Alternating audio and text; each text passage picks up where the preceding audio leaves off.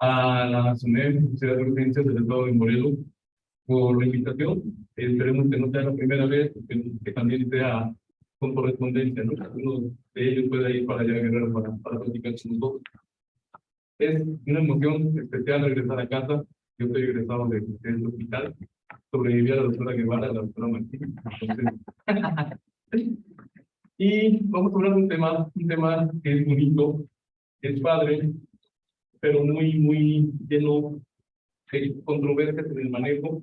Las actualizaciones que salen por el Colegio Americano de Ginecobstetricia, la Asociación Americana de Ginecobstetricia y demás guías, incluso las mexicanas no se quedan atrás, únicamente hacen un copy-paste de lo que ya se escribió, pero no se pueden analizar de dónde se obtuvieron la información, de dónde se obtuvo la información, dónde salieron las fuentes, en base a qué estudios, qué se ha hecho.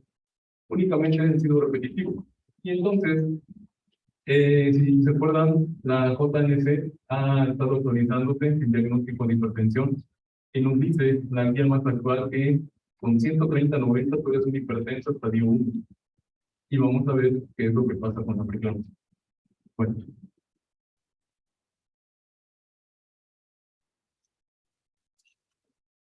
En cuanto a epidemiología, desgraciadamente, la preeclampsia, junto con la hemorragia obstétrica, después del COVID, vuelven a retomar primer y segundo lugar. Ahora, preeclampsia es primer lugar, hemorragia obstétrica segundo lugar, aborto tercer lugar, y el COVID en cuarto lugar. Pero ¿qué pasa? Que esto lleva años y años y años y no terminan de estar en primer y segundo lugar. Entonces, nos hablan de que hay muertes 30.7 de funciones maternas por cada 100,000 nacimientos. Y eso es, al contrario del año pasado, cuando sube la disminución del 28.4%. Se han hecho esfuerzos titánicos, se ha hecho mucha capacitación, incluso para quienes participamos directamente en la disminución de la muerte materna en el estado. Tenemos que estar saliendo constantemente en diferentes comunidades a hacer capacitación en campo para decirle a los médicos: oye, te está llegando una paciente hipertensa, tiene datos de preeclampsia, no me la mande en la camioneta, así nada más.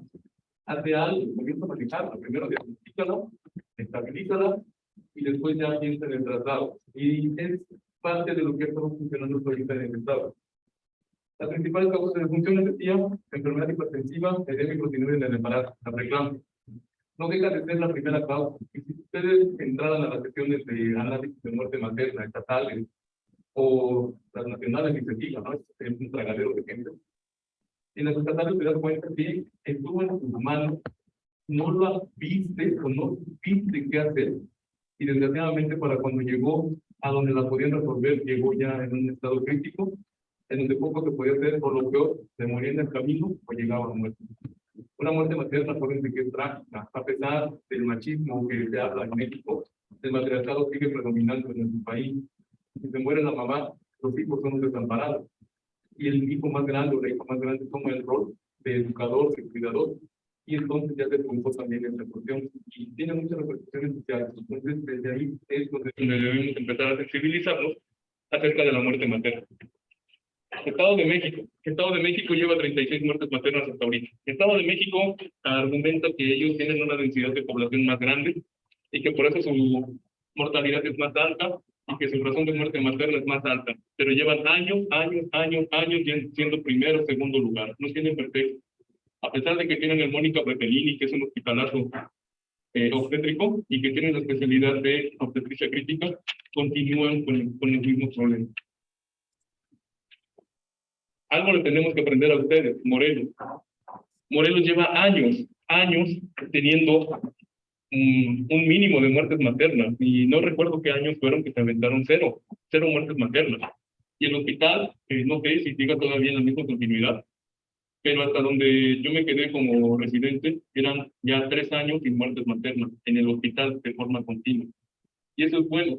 Algo tenemos que aprender, tendríamos que venir para acá. ¿Qué están haciendo? ¿Qué está pasando? ¿Qué es lo que tiene que ver para que Morelos tenga menos muertes maternas?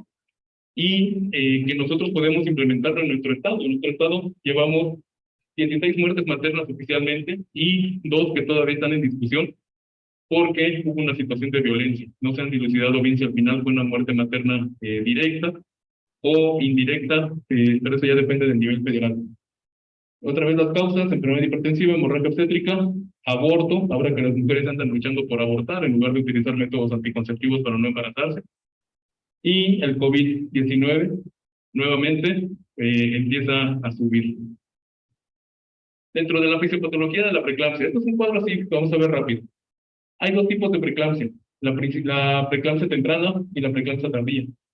¿Quién no ha visto pacientes de 28, 26 semanas con hipertensión que ya vienen con cefalea, con acúfenos, y tienen 26 semanas y toman laboratorio y ya tienen daño hepático, ya tienen daño renal, y desgraciadamente el embarazo se tiene que terminar? Esto se da porque hay un inadecuado soporte o reducido soporte uteroplacentario, y de ahí que se desencadene toda la cuestión inflamatoria, trombótica, microtrombótica, que nos va a dar una disfunción endotelial, una desregulación hemodinámica y un estado de inflamación que de por sí ya dentro de los cambios fisiopatológicos de la embarazada existe. Y la preeclampsia tardía, la paciente llega con 32, 34 semanas, empieza con hipertensión, empieza con edema, aunque ya no es un criterio diagnóstico, la falla renal, algunas alteraciones hepáticas, principalmente por el incremento en la demanda petoplacentaria. Esto también tiene el mismo camino que nos va a llevar al final a una alteración endotelial, desregulación e inflamación. La preeclampsia es un estado protrombótico, como no tienen idea. Se han visto sepsis, se han visto choque séptico, que son estados proinflamatorios y protrombóticos brutales. La preeclampsia ni se diga, y después de la preeclampsia está el COVID. Por eso, en este tipo de pacientes debemos ser muy cuidadosos cuando los estamos manejando y valorar el hecho de iniciar una tromboprofilaxis. A pesar de que tengan trombocitopenia, la probabilidad de que hagan algún trombo es alta. Entonces sí tenemos que analizar bien cómo vamos a darles el manejo. Desgraciadamente, en el afán de enseñar preeclampsia, se ha hecho una receta de cocina, en donde tiene esto, ponle esto. Tiene tanto de DTA, pone sulfato de magnesio. No te fijes que orina, no orina, pone sulfato. Así están haciendo como una receta de cocina, y no es así. Son unas pacientes que tenemos que individualizar y tenemos que tratar de acuerdo con cómo se nos van presentando. Y bueno, factores de riesgo para preeclampsia. ¿Realmente son factores de riesgo para preeclampsia? Últimamente, en la fisiopatología de la preeclampsia, en la epidemiología de la preeclampsia, se está hablando de ya no tanto de que si la mujer es primigesta, de que si es multigesta, que si es añosa, etcétera. En nuestro estado llegan a señoras de 45 años, tienen su parto y se van sin ningún problema. Llegan niñas de 13 años, desgraciadamente 13 años embarazadas, tienen su parto, les hacen cesárea y se van sin ningún problema. Pero hay las otras que sí hacen cambios muy severos, hacen cuadros de preeclampsia demasiado severos, y entonces te preguntas ¿por qué? ¿Por qué unas sí? ¿Por qué unas no? ¿En qué consiste? Y se acuerdan, antes la preeclampsia le decían que era la enfermedad de las teorías también. Bueno, actualmente se está estudiando que la preeclampsia es la exacerbación de una alteración cardiovascular previa en la paciente. Alguna cardiopatía que no estemos detectando, alguna alteración vascular, alguna alteración cardiovascular, y que con todos los cambios que se presentan durante la fisiopatología del embarazo, incremento de interleucinas, incremento de tromboxanos, incremento de la quimiotaxis, incremento del anabolismo, etcétera, hacen que estas enfermedades cardiovasculares se descompensen. ¿Cuántas veces no hemos visto esto? Todo esto, cuidado, si ves a una paciente con esto, es una paciente que tiene riesgo de preeclampsia. Bueno, si se fijan bien, todos estos, o la mayoría de estos, son factores de riesgo cardiovascular. Son factores de riesgo cardiovascular, y entonces se explica el por qué ahora se está dirigiendo todo a una causa, alguna alteración cardíaca, alguna alteración vascular previa que nos está provocando esto. Y entonces, cuando detectamos a nuestros pacientes, y esto es lo importante que tenemos que hacer como médicos de primer contacto, estudiantes que tenemos aquí, si yo tengo una paciente que me está presentando dos o más de estos factores de riesgo, es una paciente que está en riesgo de desarrollar preeclampsia, tiene un riesgo alto de desarrollar preeclampsia, y algo le tengo que comenzar a hacer, no nada más su hoja de referencia y que se vaya. Interconsulta a gineco y que se vaya. Y gineco la recibe y dice interconsulta medicina interna, terapia intensiva, y lo que se presume como un manejo multidisciplinario termina siendo el manejo de un solo servicio, nada más. Más para los que estamos en las terapias intensivas, es como el basurero, ¿no? Van, te lo botan, van por él cuando ya está mejor, cuando se va de alta, hacen fiesta en el piso donde era el servicio tratante, y quedan como los buenos, cuando son a veces medio chavos. Y entonces, placenta, en la preeclampsia, villano o víctima. Bueno, si ya estamos teniendo alteraciones cardiovasculares sistémicas que se están presentando antes del embarazo, seguramente todos los cambios que vamos a tener en el embarazo me van a llevar a una alteración cardiovascular sistémica temprana, y puede presentarse la preeclampsia temprana. Y esta me va a llevar a que yo siga teniendo alteraciones cardiovasculares postparto. Y esto puede predisponerme todavía que en el siguiente embarazo la paciente tenga otra vez preeclampsia. Es un círculo vicioso. ¿Y por qué se da esto? ¿Qué pasa con la paciente con preeclampsia? La recibimos, la atendemos, le egresamos, ¿y cuándo la volvemos a ver? Si bien nos va, a lo mejor una consulta que le demos a los 10 días de que egresó y nada más. Estas pacientes se recomienda que deben tener un seguimiento de un año, por lo menos. Un año en donde se tenga que hacer ecocardiogramas, pruebas de función renal, biopsias renales, biopsias hepáticas y demás, para saber si está quedando con algún daño que requiera de mayor tratamiento o seguimiento, y evitar que en su siguiente embarazo la paciente vuelva a presentar preeclampsia o disminuir ese riesgo de preeclampsia. Pero también pasa que hay una alteración en la función cardiovascular materna y hay factores preconcepcionales. Edad materna, obesidad, diabetes, hipertensión crónica o enfermedad renal crónica, lo que les decía. Factores de riesgo cardiovascular. Entonces, esta paciente va a tener alteraciones, alteraciones hemodinámicas a nivel uteroplacentario y va a desarrollar preeclampsia.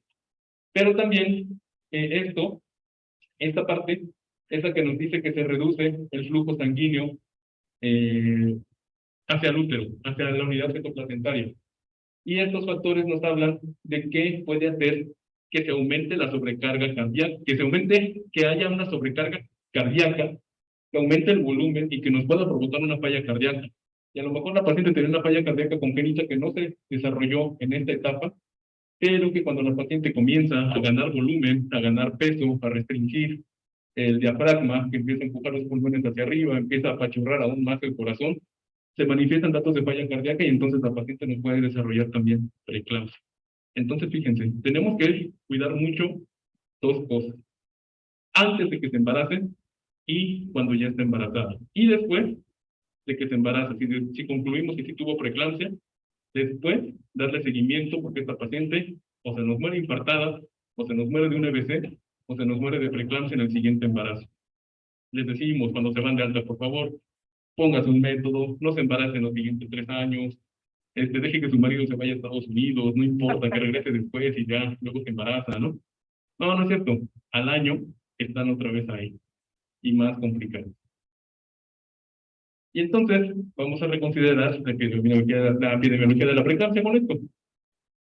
Y agregamos ahora la cuestión inmunológica.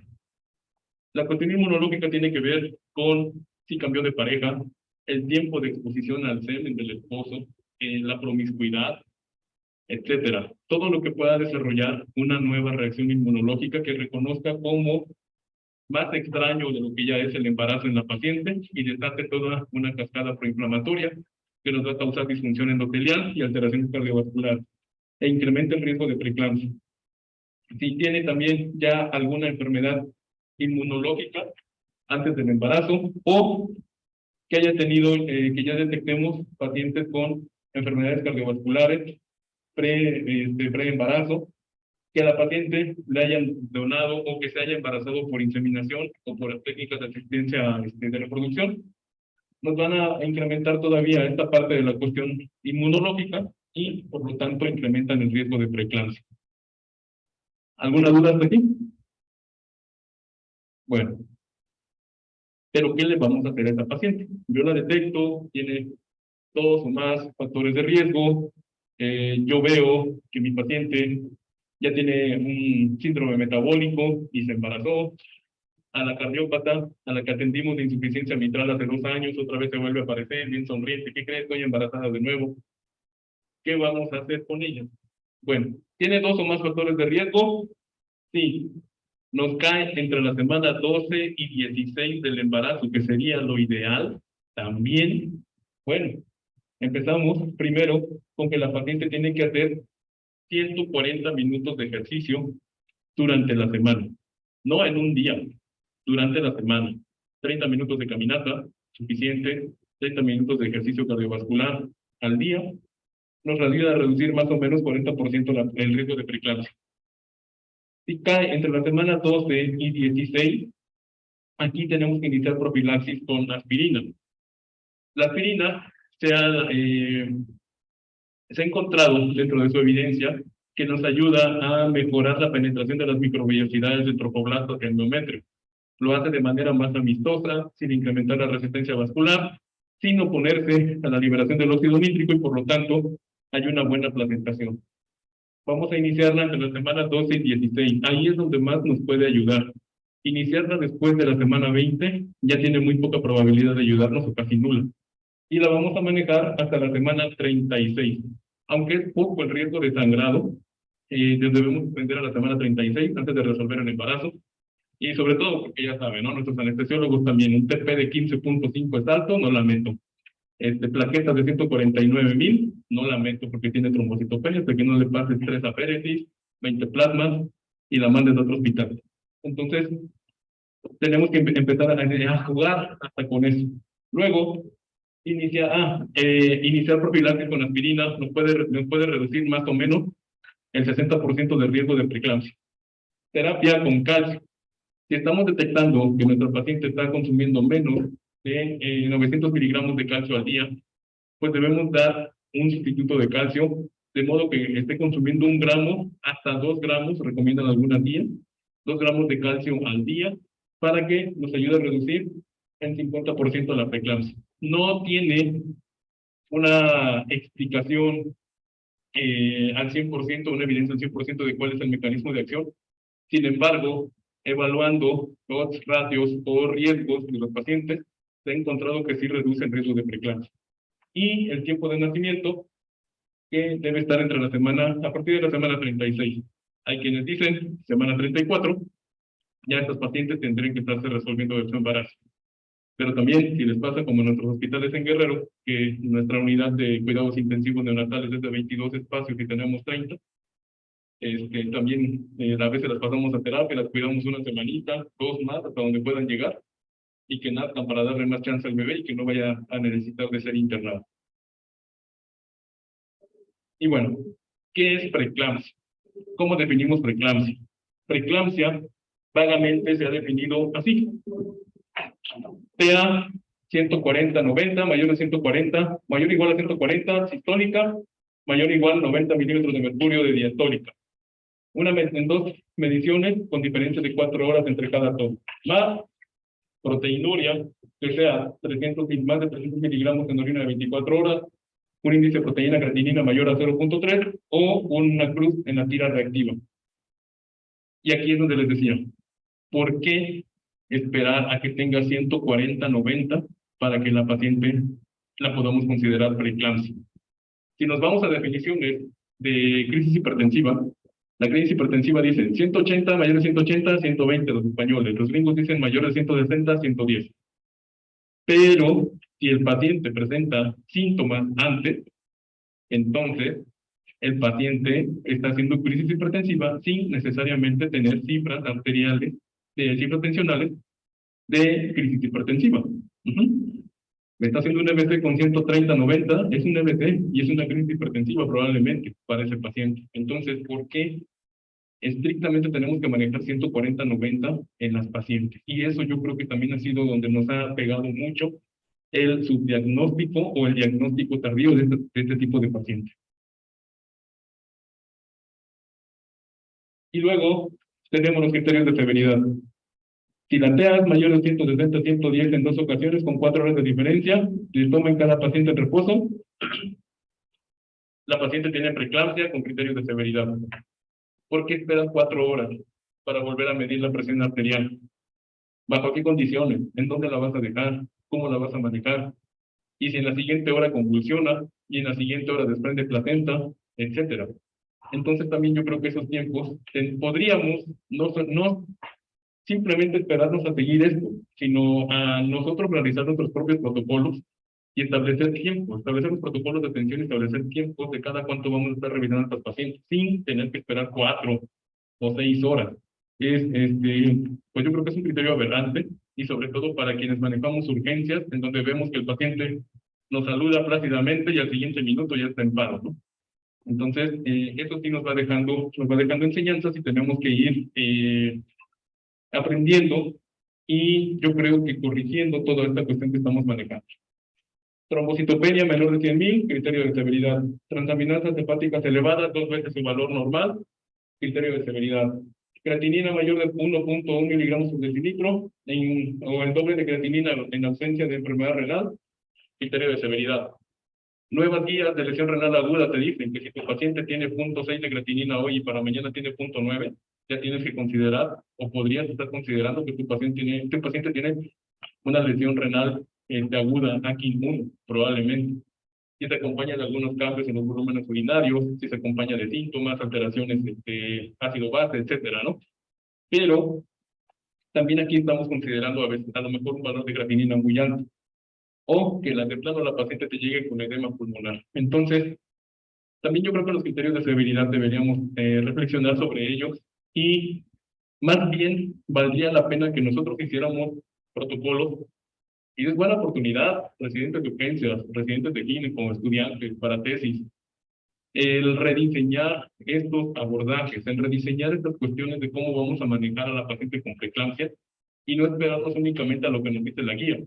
Les digo, he tenido pacientes con acúfenos, morfenos, náusea, vómito, que tienen 120-80 de TA, y el ginecólogo no inició tratamiento. ¿Por qué? Porque no tenía 140-90. Pues maestro, te está haciendo datos de cráneo hipertensivo, tienes que empezar a manejarlo, y ya se tendría que resolver el embarazo. Pero entonces, hasta que no tienes 140-90, bueno, y entonces si la COG te dice, clávale un cuchillo en la panza y entierra otro en la tierra para que se rompa el flujo, lo vas a hacer tal cual lo dice la guía, y entonces es cuando empiezan a trastabillar y comienzan las descalificaciones.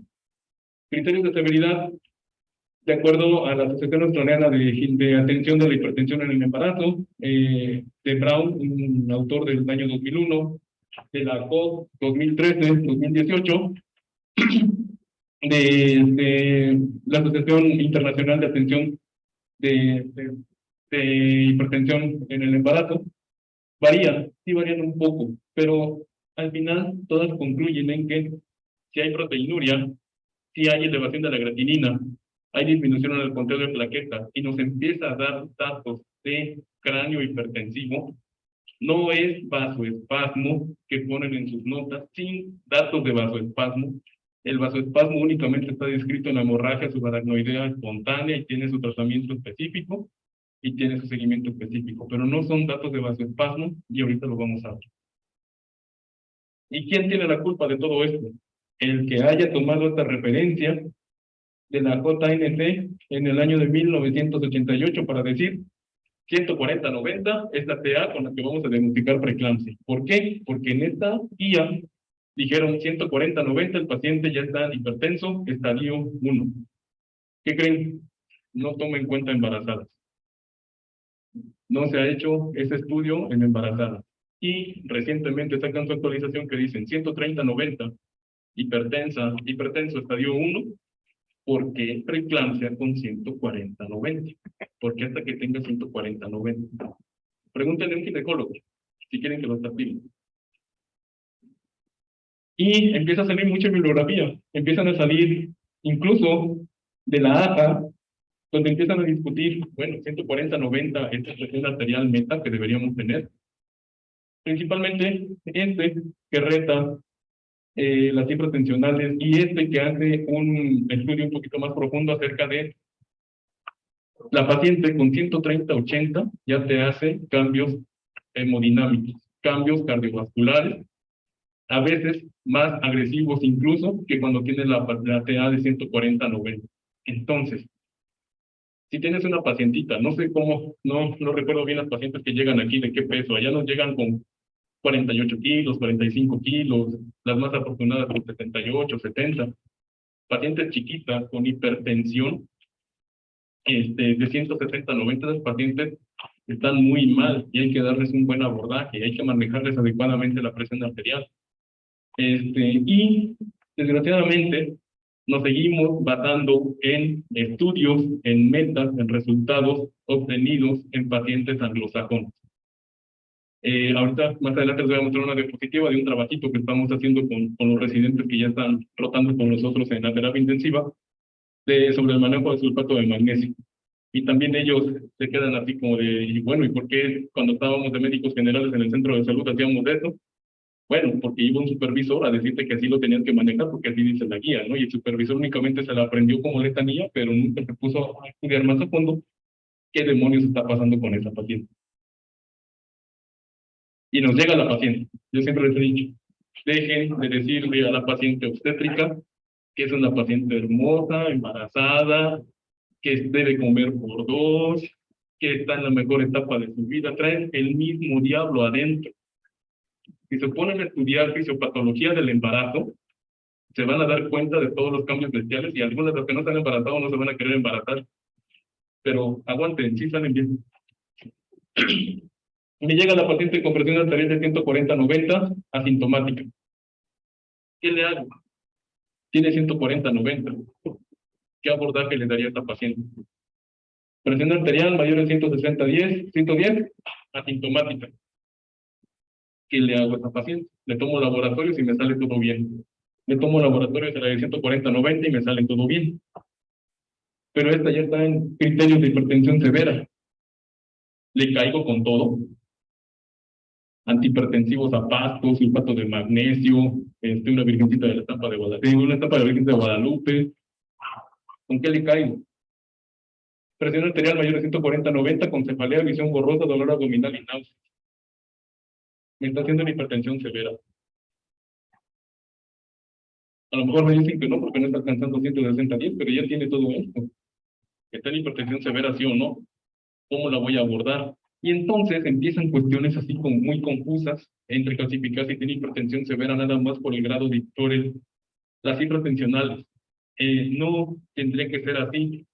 Al igual que ha cambiado el paradigma en la hemorragia, que ya el cuadrito de la Asociación Americana de Taqueros dice que ya no lo ocupes, porque aquí estas pacientes obstétricas te sangran 2000, la meten a la terapia porque sangró 2000, pero la señora entra acá, así, saludando a todo, ¿no?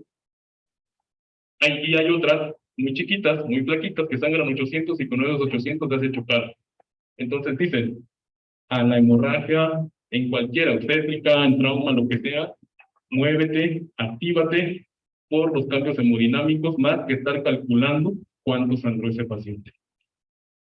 Presión arterial normal o mayor de 140/90 y convulsional. ¿Qué le vamos a hacer?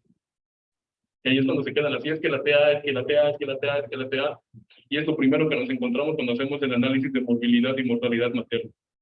Están tan confundidos y tan metidos en aprenderse una cifra tensional y en aprenderse un manejo como receta que pensar y ejecutar su criterio médico sobre el actuar de las pacientes. Y muchas de las pacientes penosamente que mueren por el tratamiento, por el exceso de tratamiento, porque no supieron qué hacerle, porque no las metieron a operar a tiempo o porque simplemente no les hicieron nada. Pero que se haya muerto una a la que le hicieron todo, es muy difícil que la encuentren. Y hasta que no, esos análisis de mortalidad materna no se dé vista a Contraloría o al grupo jurídico de las unidades y no haya consecuencias sobre quienes están haciendo todo esto mal, pues entonces no vamos a cambiar nada. Siguen en lo mismo. Apenas New England publica esta guía de hipertensión. Hipertensión no severa, presión sistólica de 140 a 159 y diastólica de 90 a 109. Vean, ¿Cuál es la meta? Llevar la presión sistólica a 135 y la diastólica a 85 milímetros de mercurio. Residentes, ¿saben qué es la autorregulación cerebral? ¿Y qué pasaría con esa autorregulación cerebral si yo a esta paciente con 140 o 150/90 la llevo a 110/70 en una hora? ¿Qué creen que hace? Y todavía llaman bien orgullosos. Llegó con 160/100, pero ya la tengo en 180, doctor. Y la señora sí, ¿no? Ya con edema cerebral. Entonces, no es esa la cuestión. Aquí nos dice, tenemos que alcanzar esta meta y tenemos tiempo para manejar a la paciente. Tanto así que todas las medicaciones que se indican para tratar a esta paciente son por vía oral, ninguna intravenosa. No hay prisa por bajar esta presión. Y si se acuerdan de las guías de crisis hipertensiva, te dicen que a la urgencia hipertensiva tienes hasta 72 horas para normalizar, que no forzosamente te la quedes en urgencia, sino que la puedes mandar con tratamiento y tal vez darle seguimiento y citar y ver cómo va con esa presión. Pues es exactamente lo mismo aquí. No tienen por qué exagerar de irse de boca con el tratamiento. Cuando activan el código rojo y que llegamos todos, ya le dieron hidralacina al famecitopa, le pusieron hidralacina IV y le clavaron el nifedipino sublingual. Yo creo que esos que lo hacen, le odian al ginecólogo y lo hacen para desprenderle la placenta y que se meta a operar rápido, ¿no? No es así. Todas las medicaciones son orales. Aquí están las dosis iniciales que vamos a usar: la betalol, nifedipino, metildopa, las dosis consideradas como altas y cuál es el tope de dosis que podemos utilizar durante un día. Igual que un hipertenso. Si no han agotado un antihipertensivo, si no lo han llevado a tope, no combinen antihipertensivos, agreguen el otro hasta que el primero esté a tope y no esté funcionando.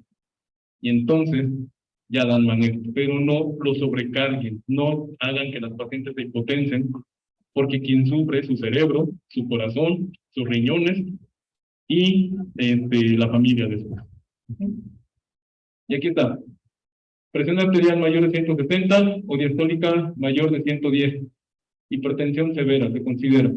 El objetivo, vean, hay que llevarla por debajo de 160, 110, 150, 90, 150, 100, 140, 100, pero no hay que normotensarla, no hay que llevarla a las cifras tensionales normales.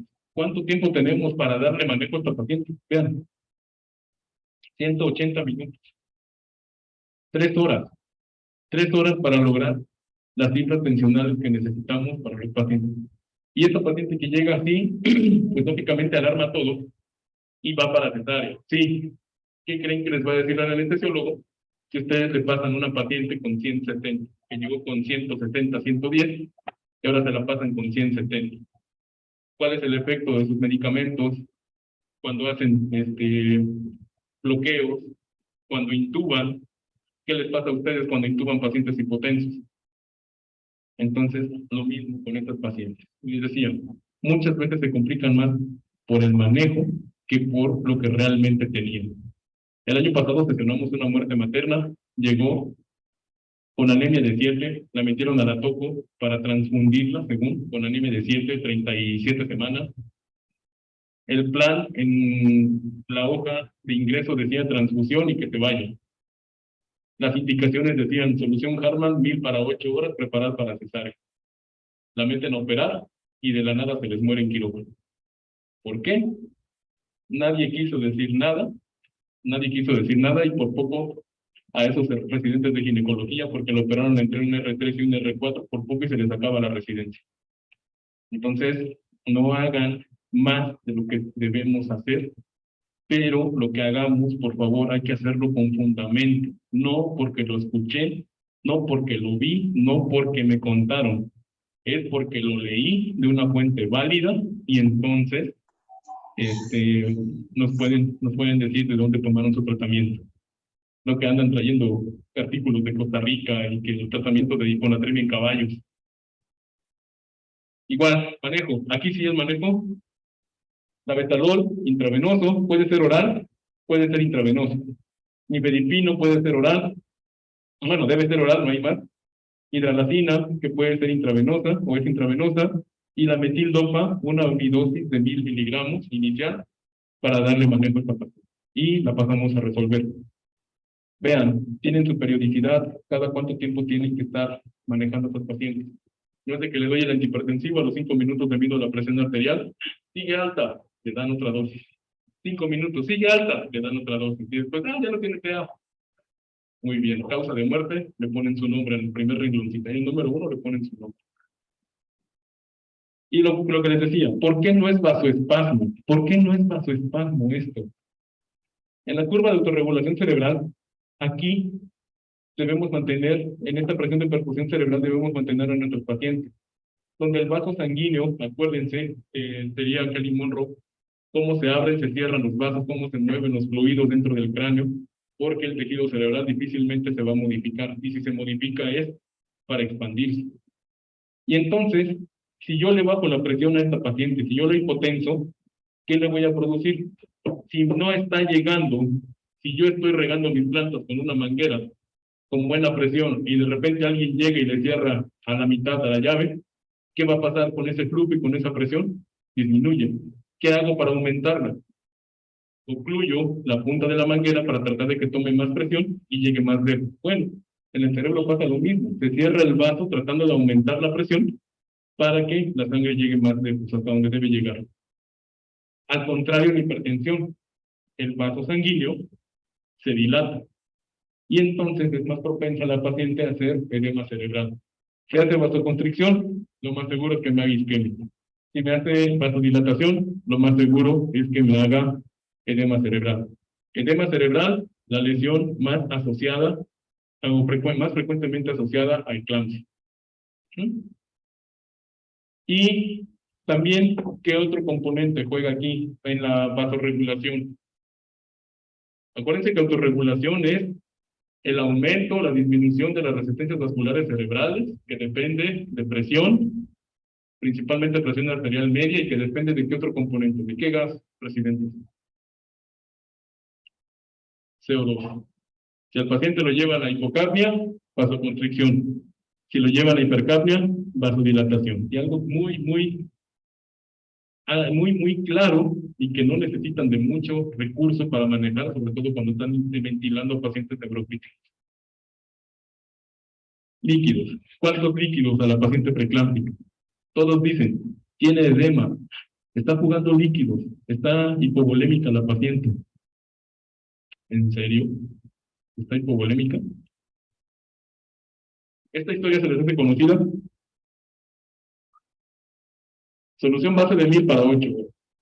250 mililitros de solución en polvo, porque por ahí salió un artículo del INPER que dice que si le pasas 250 mililitros de solución, rompes las resistencias vasculares y ayudas a disminuir la presión arterial. Afortunadamente ya no ejerce el que lo escribió. Luego, su impregnación en sulfato de magnesio, 250 mililitros. Y luego, infusión de sulfato de magnesio, 1000 mililitros. ¿Cuánto tiempo? ¿Cuánto tiempo dicen las guías que debo mantener el sulfato de magnesio? No lo dicen. Nadie esclarece cuánto tiempo. ¿Y cuándo se lo dejan? Cuando se acuerdan que tienen la infusión de sulfato de magnesio después de 5 días. Hay que quitárselo. Otra carguita en quirófano para que no se hipotensen. Y otra carguita porque no orinan. En nuestra terapia, las hemos recibido de otras unidades en un periodo de 13, 14 horas hasta con 7000 mililitros de balance positivo. Es exagerada la cantidad de líquidos que le manejamos a la paciente y la paciente no es hipovolémica para nada. Este artículo que nos habla acerca de la evolución hemodinámica de la paciente hace un análisis de que si realmente la paciente es hipovolémica o no. ¿Cómo lo hacen? Midiendo la presión de llenado de la aurícula derecha en pacientes con preeclampsia y en pacientes sin preeclampsia. Y entonces resulta que no hay diferencias en la presión de llenado de ventrículo derecho, aunque esté dematizada, aunque esté con fobia, una fobia que no se resuelve inmediatamente, no está hipovolémico. La cantidad de líquidos recomendados es 1 mililitro por kilogramo por hora, hasta 80 mililitros por hora, de acuerdo a la guía de práctica clínica, la actualización 2017. En nuestra terapia las hemos manejado hasta con 250 mililitros cada 24 horas, Y nada más porque le estamos pasando analgésico y porque le estamos pasando antibiótico cuando lo necesitan, también porque los antibióticos es otro tema muy importante en obstetricia. Y nada más. Si la paciente puede tomar líquidos, que tome líquidos. Si puede comer, que coma. Y si no puede comer porque está intubada, sonda y alimentación enteral. Siempre alimentación enteral. Nunca ayuno. Nunca, nunca ayuno.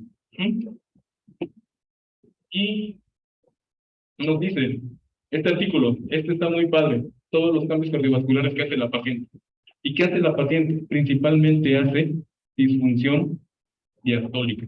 Estábamos en el término equivocado. ¿Se hipertensa? Hace edema agudo pulmonar por disfunción sistólica. No. Resulta que la función sistólica se mantiene, pero la función diastólica de una paciente ya está reducida en el embarazo normal. Cuando tienen hipertensión gestacional, ya está exageradamente reducida y en la preeclampsia, mucho más reducida esa función diastólica. Y nosotros le aventamos agüita y agüita y agüita y agüita y entonces la sobrecargamos y le echamos la culpa. Hizo edema agudo pulmonar por la crisis hipertensiva, lo más fácil, ¿no? Entonces, fíjense cómo una patología que manejamos frecuentemente, que es muy común, que es primera causa de muerte materna en nuestro país, no sabemos manejarla todavía. Y por eso se explica el por qué sigue siendo primera causa de muerte. El COVID la quitó desde hace 2 años, en el 2020, 2021, pero volvió a surgir. Disminuyó el COVID, volvió a surgir. ¿Por qué? Porque no estamos atendiendo a las pacientes como se debe. 2021 y 2022 las muertes maternas se dispararon por dos cosas, una por COVID y otra por miedo. La paciente tosía, la paciente tenía rinorrea, la paciente llegaba con fiebre, ya ni querían verla, ni querían acercarse a sus pacientes. Y yo creo que pasó con todo tipo, ¿no? Apendicitis, colecistitis, colangitis, de todo lo que ustedes quieran. Paciente con fiebre, ya ni siquiera lo querían tocar. Y los pacientes, desgraciadamente, morían. Y lo más fácil era decir, pues tenía fiebre, murió por COVID. Eso fue penoso, penoso, penoso, y fuimos señalados en la OMS por eso. Llegamos a él. ¿Es útil o no el sulfato de magnesio?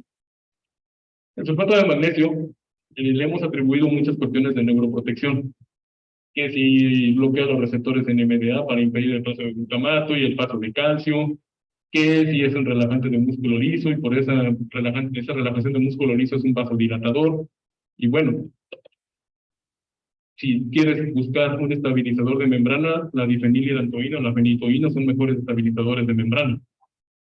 Si quieres un vasodilatador, tienes vasodilatadores. ¿Y para qué le quieres dar un vasodilatador a una paciente hipertensa que está haciendo vasodilatación cerebral?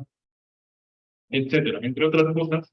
Y varios de los estudios de sulfato de magnesio que han hablado de sus propiedades, desgraciadamente son en ratas.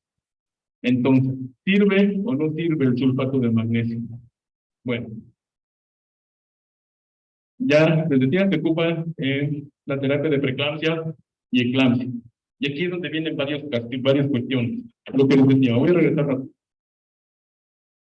Dicen que debemos dar sulfato de magnesio cuando la paciente tenga criterios de severidad.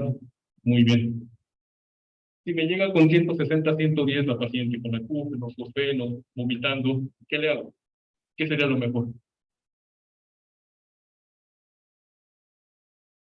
Le manejo la presión arterial, ¿no? Y bajando esa TA de 160 a 110, ya no tiene ese criterio de severidad. Y entonces, ¿qué necesidad hay de usar el sulfato de magnesio? Bueno, a lo mejor no llega así de hipertensa, pero te llega con trombocitopenia y con elevación de enzimas hepáticas. El sulfato de magnesio va a subir las plaquetas y va a bajar las enzimas hepáticas. El paciente te llega con falla renal. ¿Le pones sulfato de magnesio con falla renal? Por supuesto que no, lo puedes intoxicar. Y entonces, otra vez las preguntas, ¿para qué? ¿Por qué? ¿Por qué exagerar el tratamiento? ¿Por qué como preventivo de eclampsia? ¿Por qué para tratamiento de eclampsia si hay anticonvulsivantes? ¿Por qué no está el sulfato de magnesio en las guías de manejo del estatus epiléptico? Aparece en las guías de manejo de asma y como última línea de tratamiento, ¿no? Pero, ¿por qué no está en las guías de estatus epiléptico? Entonces, todo esto que se lo estoy diciendo, nos está costando mucho trabajo introducirlo en Guerrero. Nos hemos ganado mentadas, nos hemos ganado insultos, nos hemos ganado desacreditaciones, muchas cosas por no estar siguiendo las guías como se debe. Nos dicen que hasta en problemas legales nos vamos a meter. Bueno, la paciente se va bien, se va viva, se va sin daño orgánico, pues no veo por qué nos vayamos a meter en problemas. Y entonces, se da en terapia como tocolítico. Nos dicen que la mejor forma de resolver un embarazo con preeclampsia es por parto. 1000 veces mejor que cesárea. Y si le estás dando trabajo de parto y le pones sulfato de magnesio, ¿qué vas a hacer? ¿Qué va a pasar con tu paciente?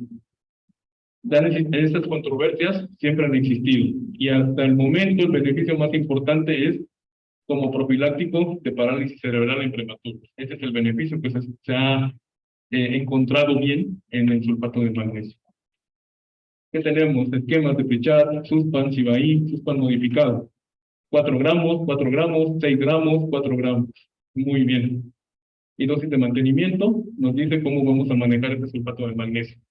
Lo que les decía, le pueden poner sulfato de magnesio a una paciente de unos 70 con 80 kilos de peso en esas dosis y a lo mejor no pasa nada. Le pasan esa dosis de sulfato de magnesio a alguien que mida apenas unos 50 y que pese 40 kilos, le va a pasar mucho. Bien, vamos a esto. Nos dice dosis terapéutica de 5 a 9 miligramos por decilitro. En nuestro hospital nos han llegado con datos de intoxicación con 6, con 4, con trastornos respiratorios. Pasamos gluconato de calcio, inmediatamente mejora.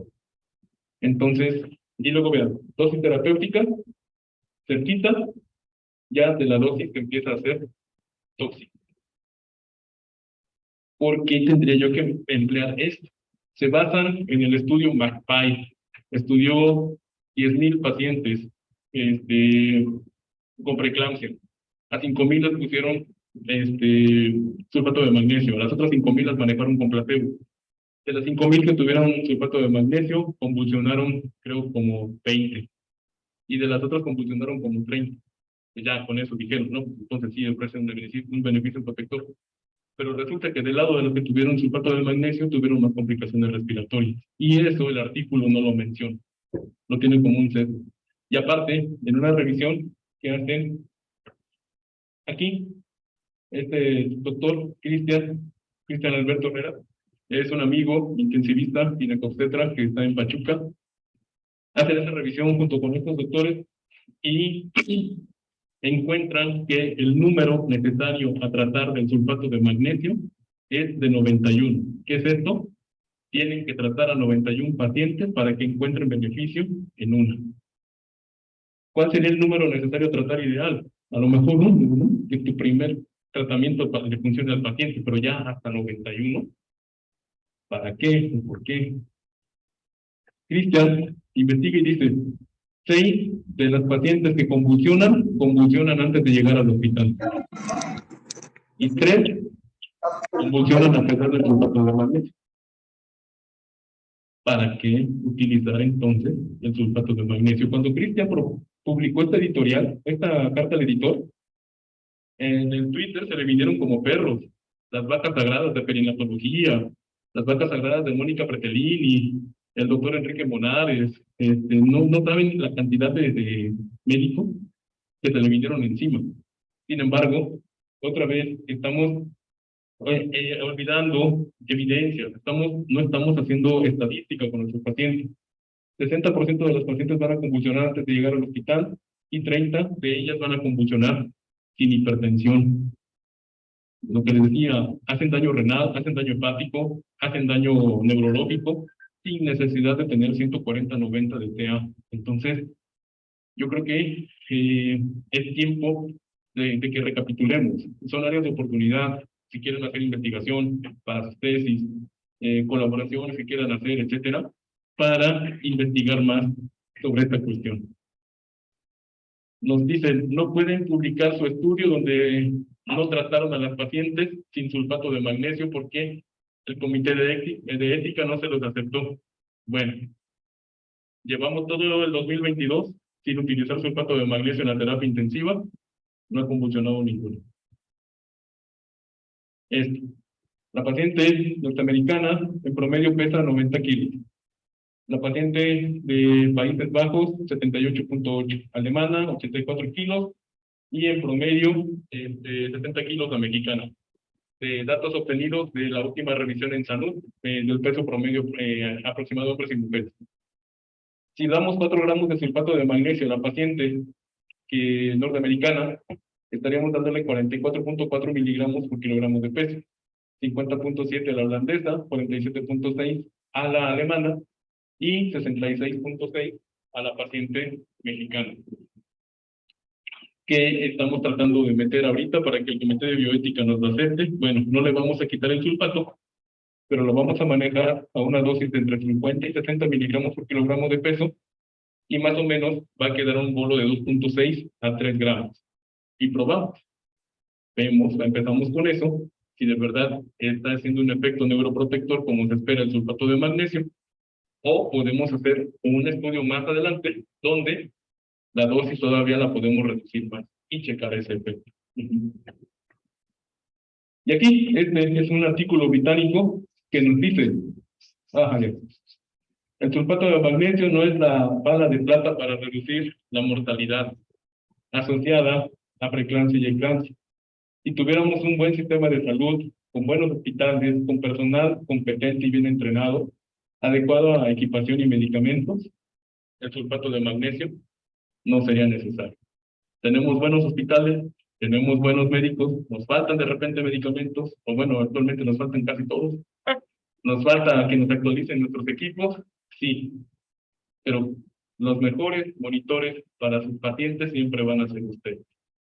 Nunca se les despegan a un paciente grave y van a ver los resultados y se van a ir a dormir bien tranquilos. Y pues bueno, es todo en cuanto a este tema.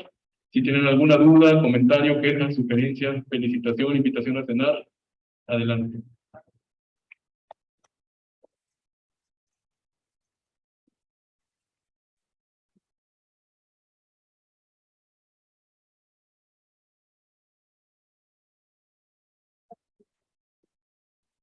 Permíteme, doctor, para que te escuchen en el Zoom. Con esto que usted comenta de la autorregulación del flujo cerebral, bueno, nosotros sabemos que una de las complicaciones de la preeclampsia y eclampsia es el síndrome de Press, ¿no?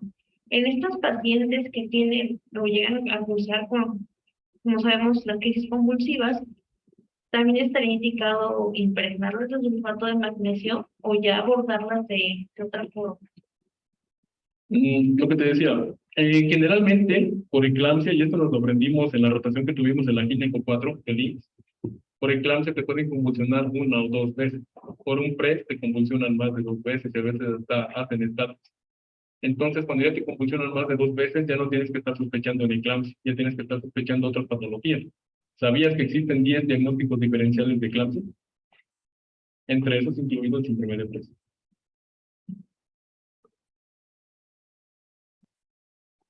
¿Alguna otra pregunta? ¿Alguna pregunta?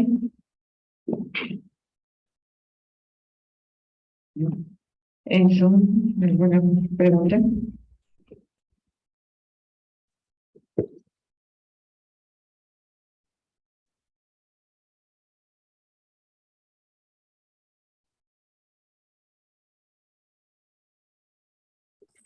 No, parece que no.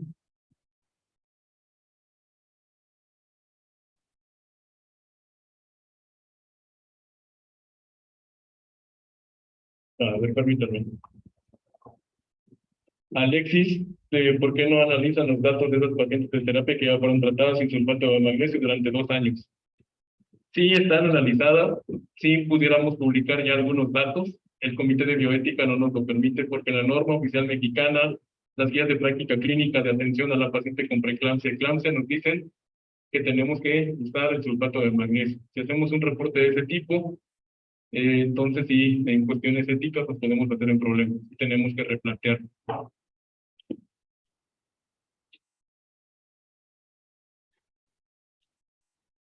¿Alguna otra pregunta? ¿Alguna otra duda?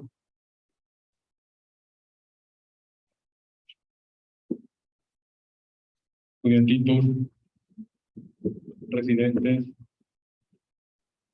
¿verdad?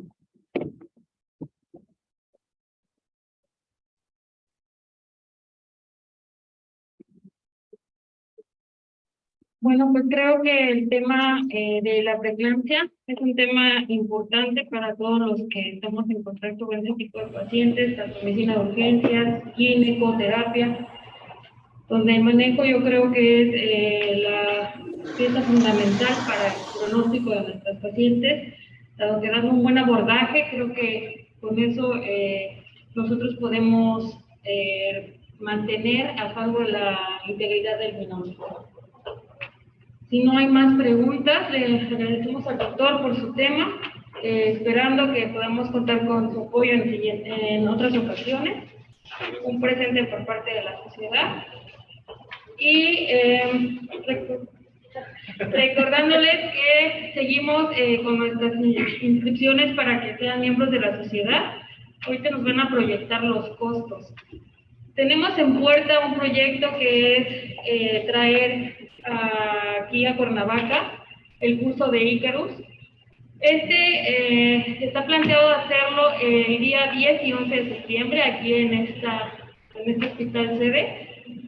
Vamos a tener costos especiales para los que sean miembros, así que todavía tienen oportunidad para que se inscriban. Ahí están los costos, pueden ser desde médicos especialistas, residentes, hospitalarios, estudiantes. No hay alguna limitación para que puedan ser parte de nuestra sociedad. Entonces, si no hay más por comentar, agradecemos a todos los que nos acompañaron en las redes sociales. Esperamos seguir contando con su participación y pues hacernos más publicidad, compartir nuestras redes sociales para que pues podamos tener más audiencia, que tengamos más participación. Si alguien tiene alguna propuesta de algún tema que se quiera que se trate, bueno, estamos abiertos a todas las sugerencias. Les agradecemos su presencia. Gracias.